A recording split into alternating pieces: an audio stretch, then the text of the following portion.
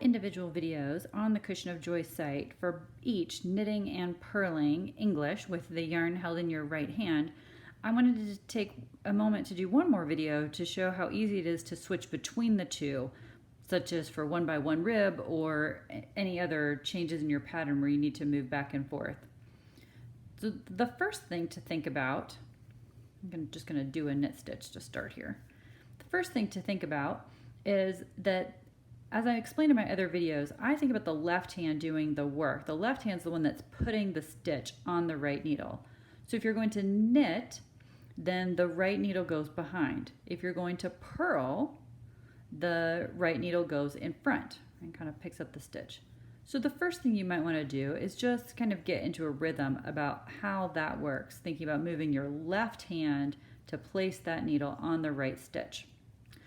The second thing to think about is if you're going to purl, of course, the yarn needs to come to the front first. And it's a very similar motion to actually wrapping the stitch, right?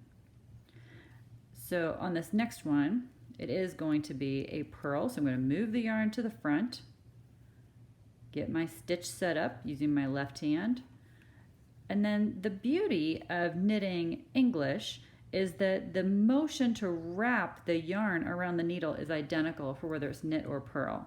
So now we're going to do a knit, which is move the yarn to the back and knit, and then move the yarn to the front to purl, move the yarn to the back to knit, and you kind of get into a rhythm where a lot of these steps sort of feel like they're happening at the same time.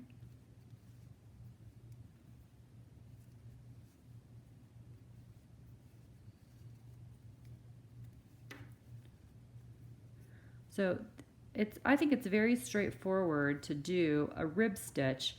You're just constantly with that same little movement back and forth with your right hand, but actually find it to be much more intuitive, at least for me, than doing rib stitch continental. So even if it's a project that I am mainly going to knit continental, I almost always will switch over and do any kind of rib stitch knit English with the yarn in my right hand.